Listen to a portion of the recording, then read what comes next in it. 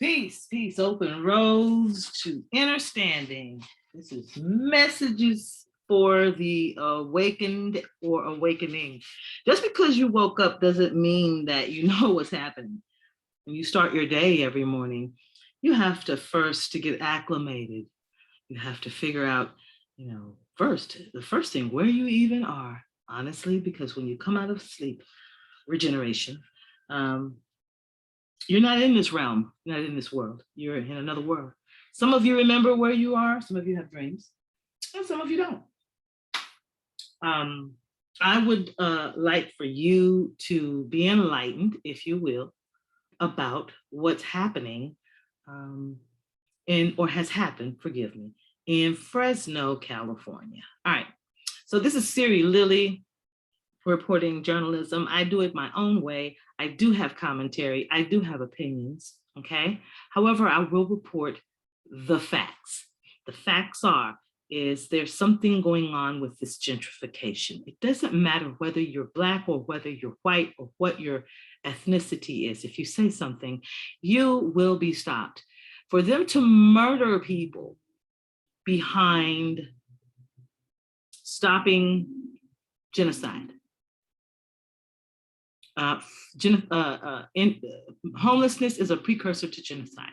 I heard someone say in a joke that it was a comedian it was not a comedian. This was Bobby Hemmett. Stay tuned. I'll be uploading that track as well.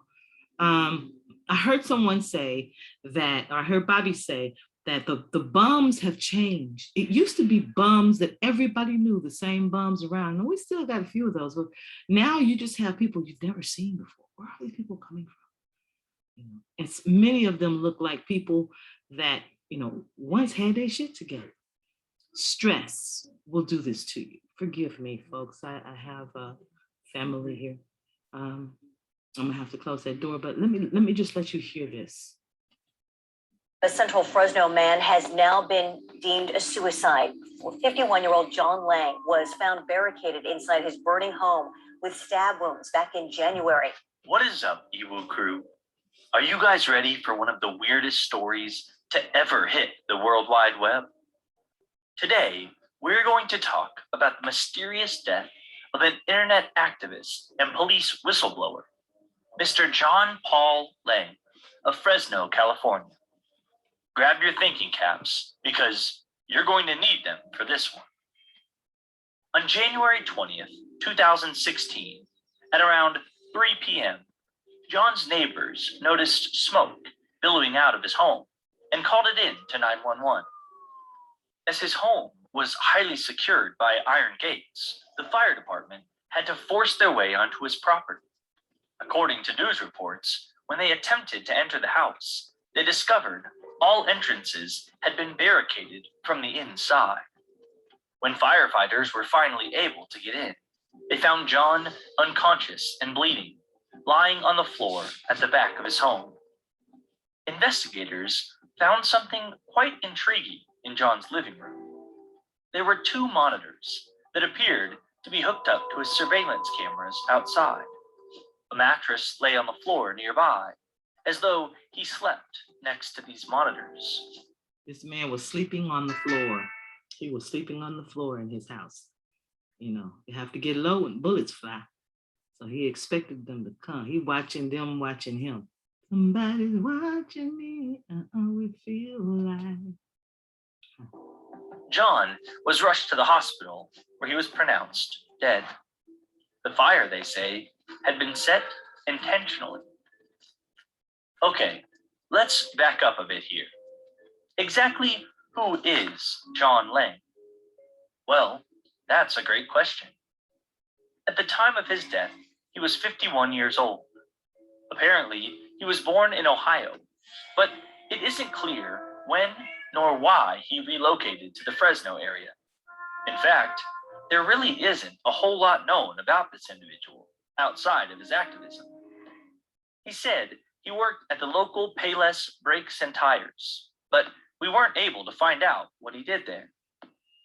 Internet searches also show 2 businesses being connected to Lang's North Van Ness Avenue address and his phone number. They were Lang Marine a marine supply shop, and also the name of his YouTube channel. And the other was something called Valley Handyman.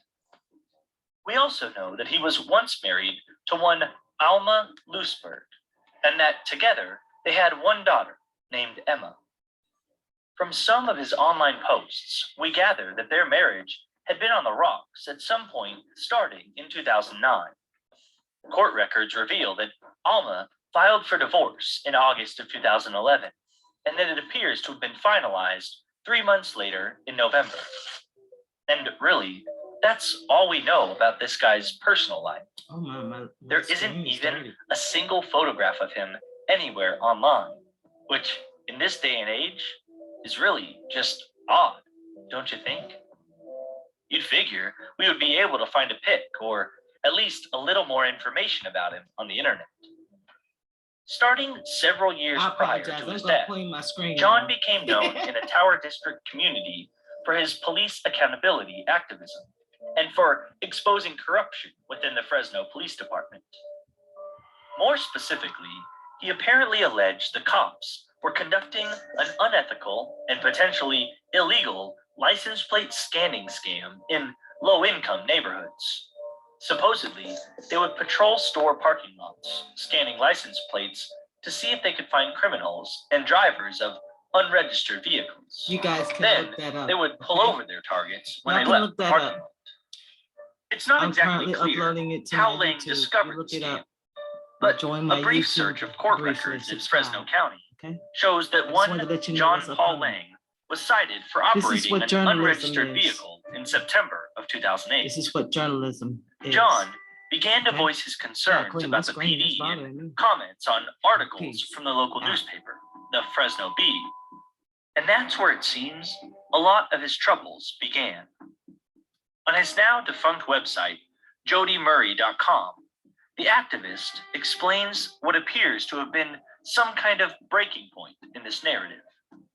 First of all, he stated that Fresno law enforcement is trying to set him up on a charge related to illegal images of children. He wrote, "As I've mentioned in the past, Fresno LE had already illegally and secretly entered my home, copied my hard drives in order to get a good game plan for the eventual false arrest. There also appears to be a pattern here.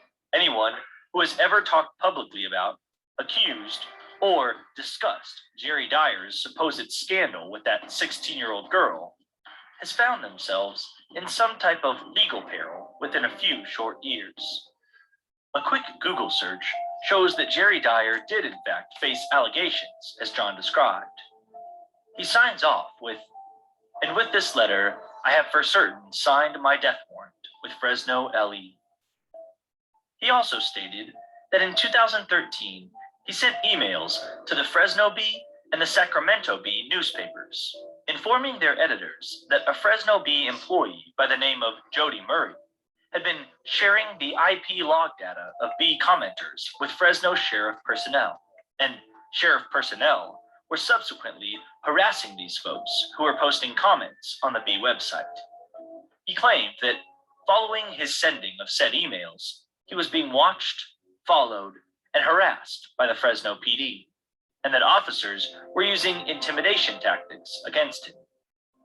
He also documented most, if not all, of these alleged incidents, either on jodymurray.com or on his YouTube channel, Lang Marine, where he frequently posted footage from his home security cameras.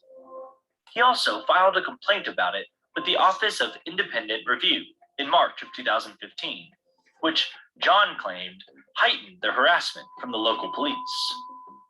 In one video, posted in April 2015, a dark-colored van can be seen parking directly across the street from his home. Its door slides open, and a man can be seen holding up some kind of large camera pointed in the direction of his house. Of course, that's not something you see every day. If it happened to you, what would you think? What would you do?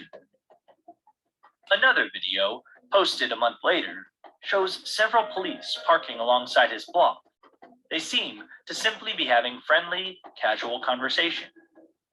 Although the officers did not actually do anything to Mr. Lang that night, he felt the incident was designed to mess with him. On January 14th, 2016, almost 1 year later, John made a desperate post on his Facebook account, which read, "Just wanted to give you guys a heads up. If anything happens to me in the next day or two, it will be the result of Fresno PD, my neighbor, and an employee at my job pay less brakes and tires on Blackstone." The next day, he had posted on the wall of Corinne Hogger, ABC 30 Action News Facebook page. He told the reporter, "Corinne, you want some news? Corrupt Fresno cops are going to try and kill me this weekend, possibly tonight. This is no joke." And the following day, he posted a YouTube video of a van parked in front of his next door neighbor's house. The side of the van reads "Guarantee Carpet Cleaning" and has a phone number. And here's where things get really, really creepy. Some people have said this business doesn't even exist.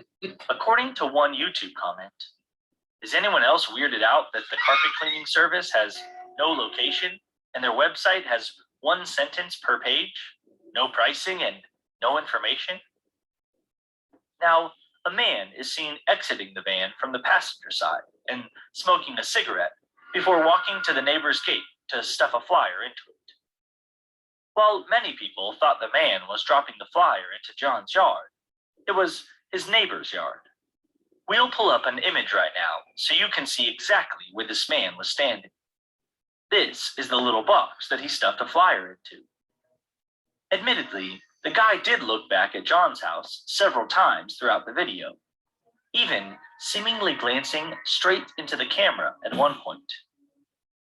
A quick search about this company reveals that it was originally registered with the state of California in 2015, and that it was owned by a Clovis resident by the name of Zaki. And just last year, the company was dissolved. Now, back to the topic of whether his business is real and legitimate.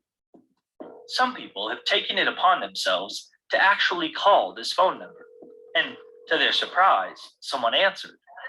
It was Guarantee Carpet Cleaning. They say the business is real.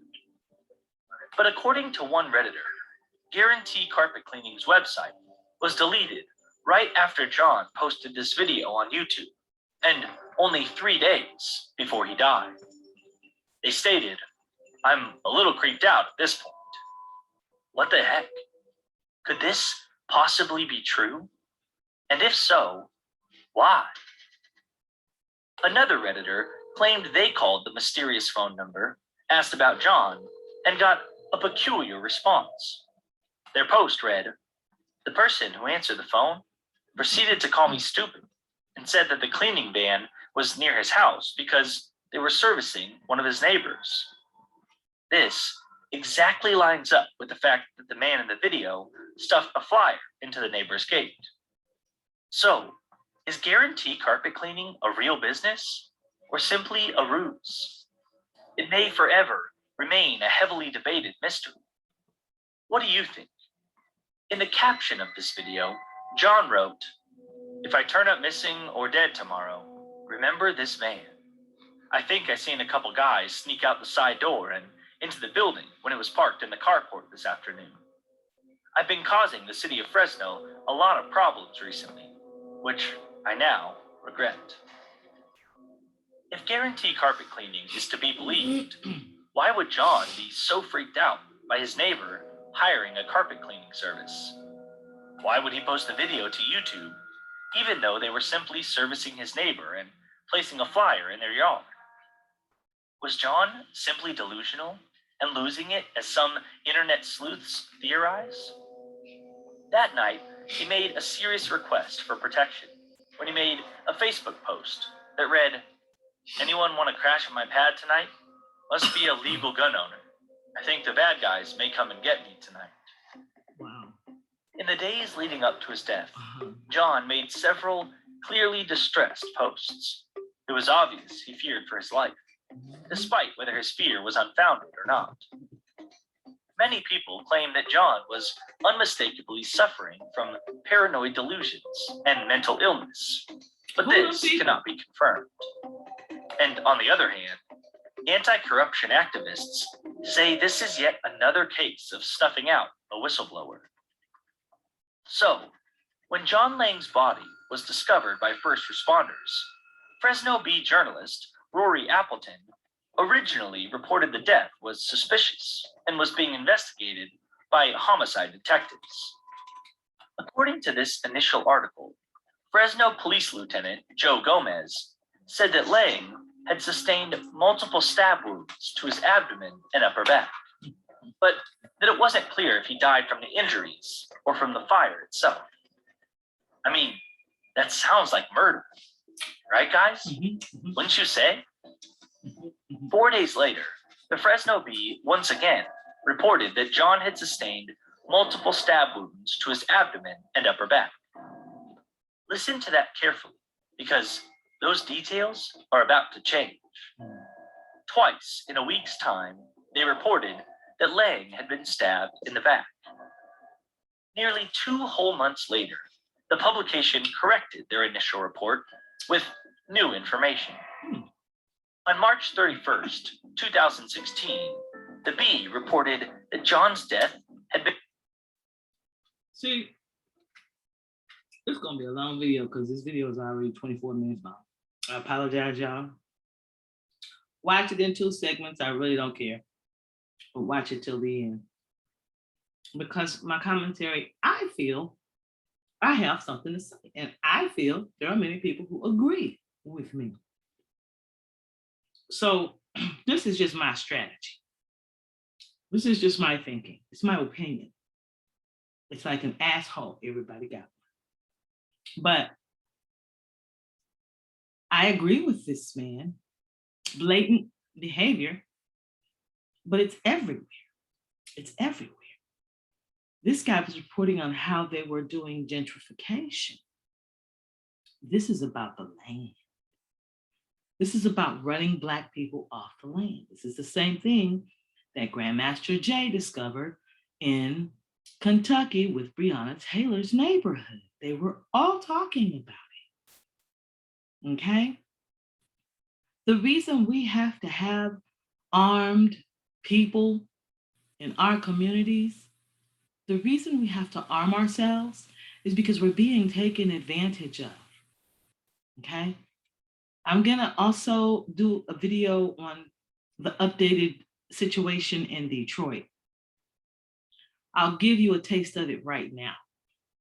Detroit is telling the people of Detroit publicly that what Ramsey Yunus is saying is a scam. All you have to do is read the records. These people, these predators, they don't believe Black people are going to go and read. I think they're right. Many Black people don't know how to read. This is why audio is a good thing. Let me tell you what's happening in Detroit. They are saying that what Brother Ramsey Yunus is doing is wrong. It's against the law. How do you know? What is the law? They're not telling you what law he's breaking. They're just simply saying it's against the law. And you need to settle for that and move the fuck on. All right, so you can do that, do what they tell you, or you can learn what the hell the law is. You can't read it, get someone to read it to you. You have power. The other thing is, and I forgot to take my camera today. Our people are hopeless. Not all of us, but many of our people are hopeless. They don't believe, just like many of our people never believed, especially the elders, that they'd ever see a Black president in office. They just knew. We all just knew. And then when it happened, it caught everybody off guard and they went to worshiping that man. Now, I'm not lying, but now y'all see, his mother was a Bush. They were related to the Bushes. I don't know if you know that, but if you didn't, now you do. You see, I like to teach. Let's keep going. Been officially confirmed as a suicide, not a homicide. They quoted a spokesperson for the Fresno County Sheriff and Coroner, Tony Body, in saying that the activist had sustained 3 superficial, self-inflicted stab wounds to his chest and no cuts on his back, despite initial reports by law enforcement. They added that a coroner's report would be released the following month. Body also said that officials believed Lang had started the fire himself. When the coroner's report was finally released, the story became even more controversial. Controversial, the play on words, the fact that they're not saying the word lie, that means something. Whenever a Black man or a Black woman or a Latina or anyone who has melanin in their skin, who's dark, I don't care who you are, anytime you have a word in court or in the news, you're always called a liar. Okay? Never those words. These people, they can't even lie good. I know a good liar when I see one. Most Black people do. Some good liars out here. Some of them done bamboozled some of y'all for decades. Okay, I'm gonna stop. According to Deputy Coroner Loretta Andrews' report, which was performed the day after the fatal incident, the manner of death was recorded as suicide, and the cause of death was determined to be inhalation of smoke and soot due to fire. Interestingly, the coroners mentioned in the report that Lang's clothing had been removed and was lying beneath his body in the white body bag in which he'd been placed. They specifically noted that there were no tears in John's t-shirt that would correspond with his stab wounds. Wait, what? How is that possible? The report goes on to say that Fresno police brought in 2 different knives with the body for the coroner to examine. A Japanese kitchen knife with a smooth Granton edge and a 7-inch blade length with a 3/4 inch wide tip. They stated the second knife was a serrated bread knife with a blade less than ½ inch in width and 10-inch in blade length. Based on the appearance of John's stab wounds to the sternum and front of the heart, they concluded that the serrated bread knife was the weapon used in the stabbings. Let's just stop there for a moment. Recall that the Fresno County Sheriff's spokesperson, Tony Body, publicly stated that the stab wounds were superficial, which would mean they're very shallow, not penetrating much past the skin layers. Yet, here in the coroner's report, we see that the front of John's heart had actually been penetrated, which would suggest it was in fact not a superficial wound. In fact, the coroner's report says the first stab wound at the top perforates the sternum at the left 4th rib level, perforates the anterior surface of the pericardial sac, and perforates the upper front of the right ventricle of the heart. The heart wound is linear and measures less than 1/4 inch. The inside of the heart is free of injury. The pericardial sac contains less than 50 milliliters of liquid blood. Okay, so let me get this straight. They're telling us this guy stabbed himself with a serrated bread knife so hard that it penetrated not only his thick breastbone, but was even plunged into his heart? A serrated bread knife, piercing his own heart with a serrated bread knife? Anyone else confused about this? Any of you ever used a serrated bread knife? I don't know about you, but that seems to me like it would require incredible strength to be able to do that to yourself. What do you think? I mean, most bread knives don't have a pointed tip. They're usually kind of blunt at the tip because it's the serration that is the purpose of this tool, as it is used to slice bread.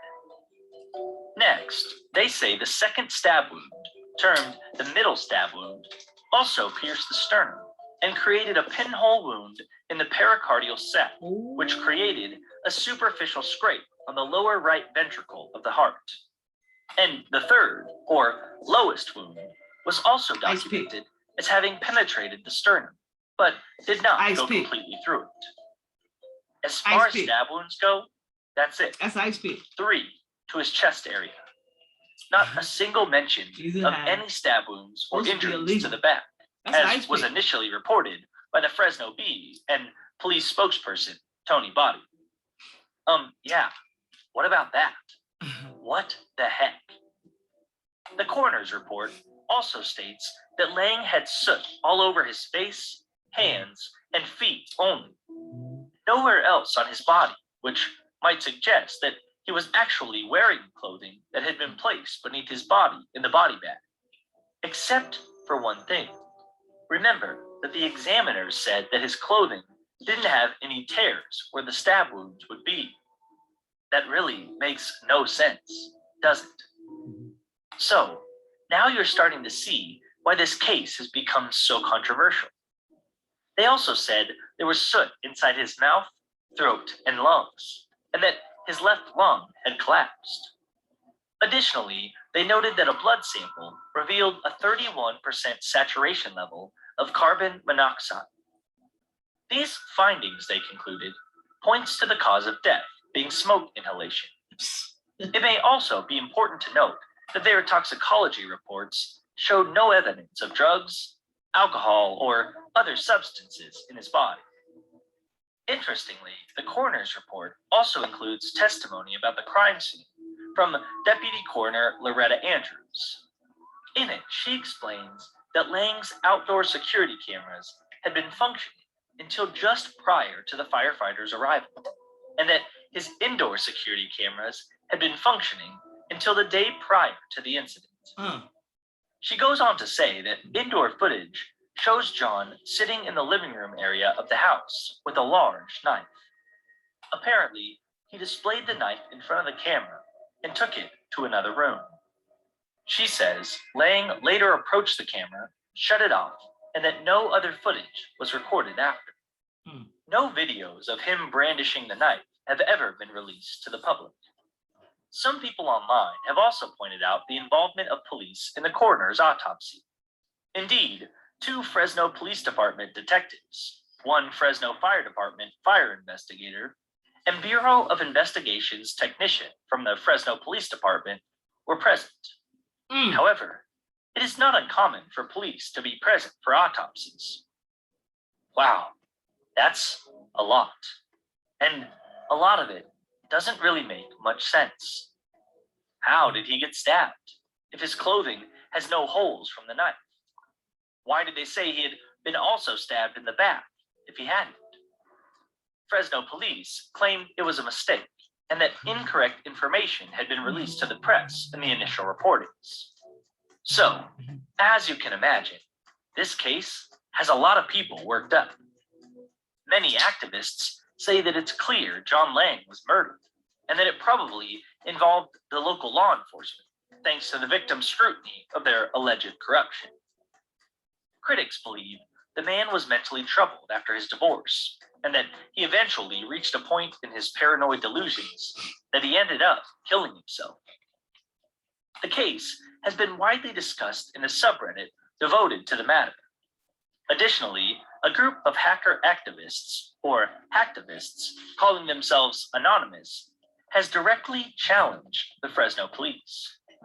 They even released a YouTube video in which they basically say they're coming for the police and that they know what the crooks did to John Lang. Now, more than 4 years later, people are still debating what really happened to this man. Can we really just pass it off as mental illness and suicide when there seems to be so many discrepancies? If nothing else, you've got to admit, portions of that coroner's report really don't make a lot of sense, do they? And why isn't there a single photograph of this man anywhere online? Curiously, someone submitted a Freedom of Information Act request for all crime scene investigation documents and photos from the city of Fresno. Remember when you used to be able to submit an FOI, which is a freedom for those of you who are trained and have the knowledge of law. Remember when you used to be able to do an FOI or a Freedom of Information Act and actually receive the documents on a public case, a case that is the people, which are you, versus this criminal or this person. And they would give it to you. I can tell you that Sister Elena Porter filed a Freedom of Information Act for what happened to Ramsey Yunus in Detroit, and they have refused to give it to her. They sent her the money order back. They didn't say we're not going to get it. What they said is, we don't know when we'll be able to. This is nothing new. When the people discovered that they are the indigenous, they began to run them off the land. This is about the land.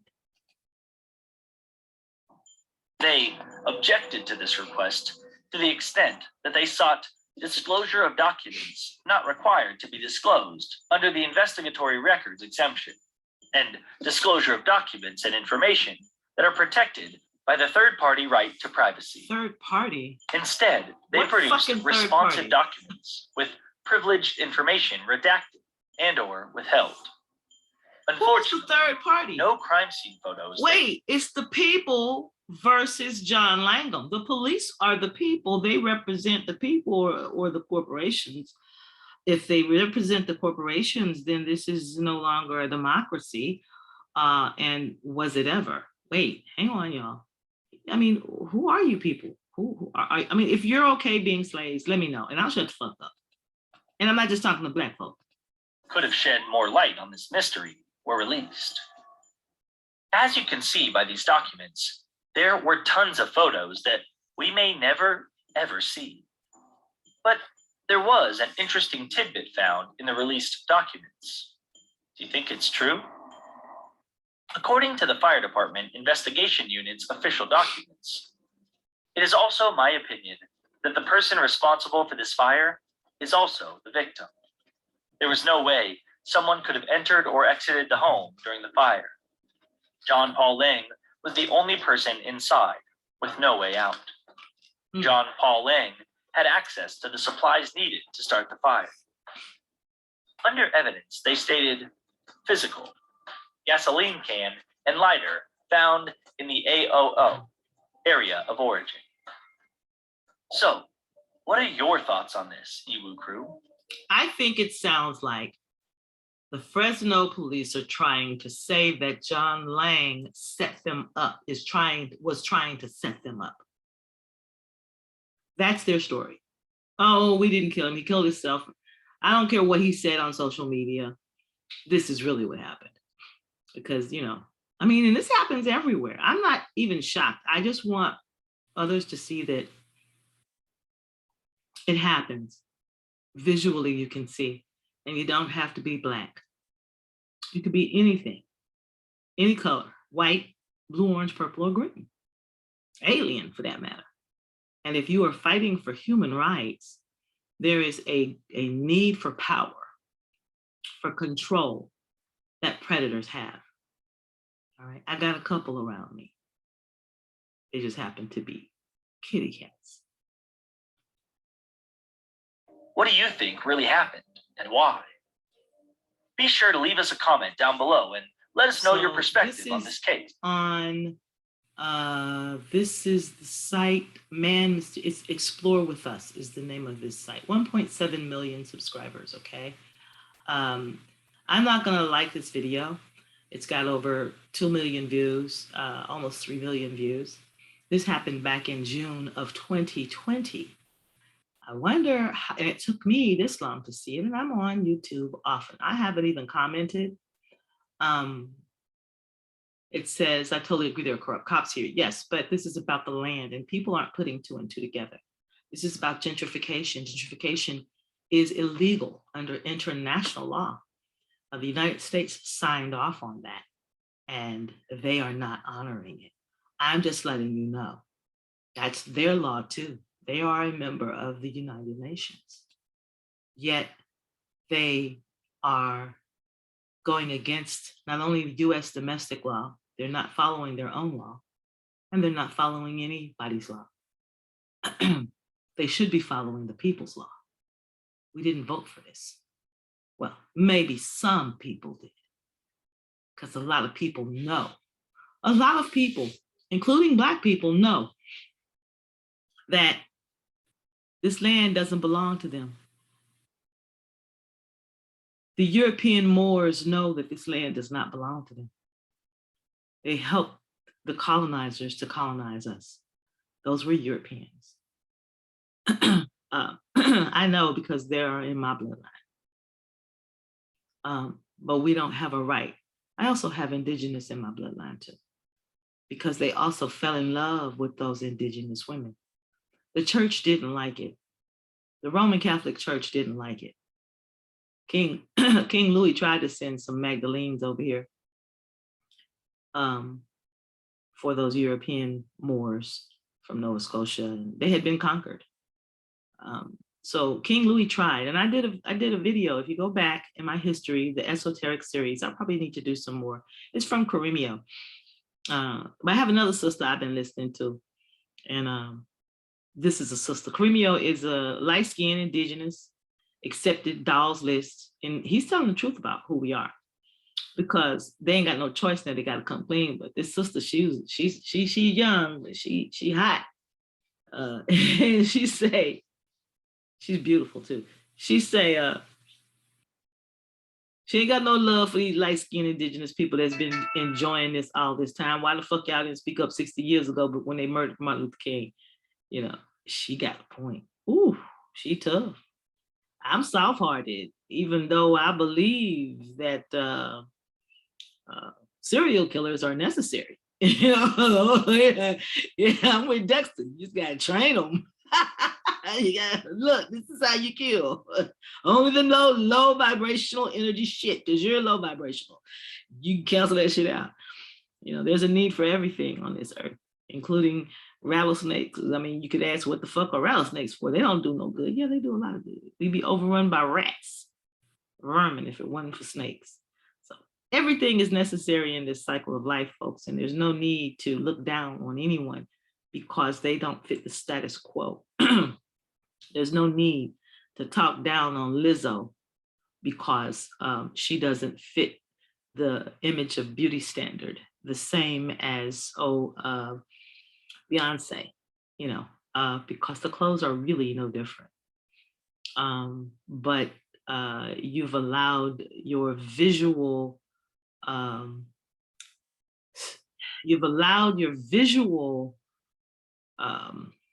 perceptions to dictate the truth.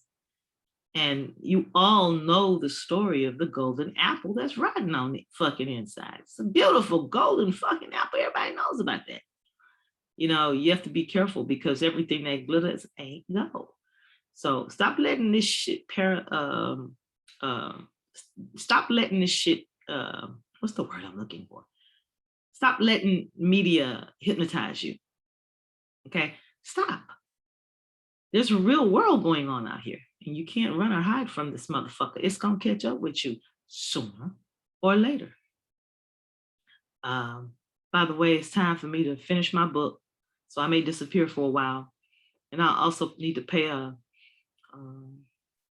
coward a visit. So I'll be buying my Packer Now and Letters very soon. I plan to videotape it. I am a public figure and I have no secrets. I have nothing to hide. So that's how that goes. I know that people watch my YouTube that don't communicate with me at all, and that's fine. I have no problem with that. For those who are here for the show, keep watching. Black history is his story. The Black truth has never been told. But that was then. I don't live in the past, and neither should you. And I'm not going to try to dictate the future. I will tell you what I see. That's not mine. It comes from a different place. It comes from the source. It's not me. Okay?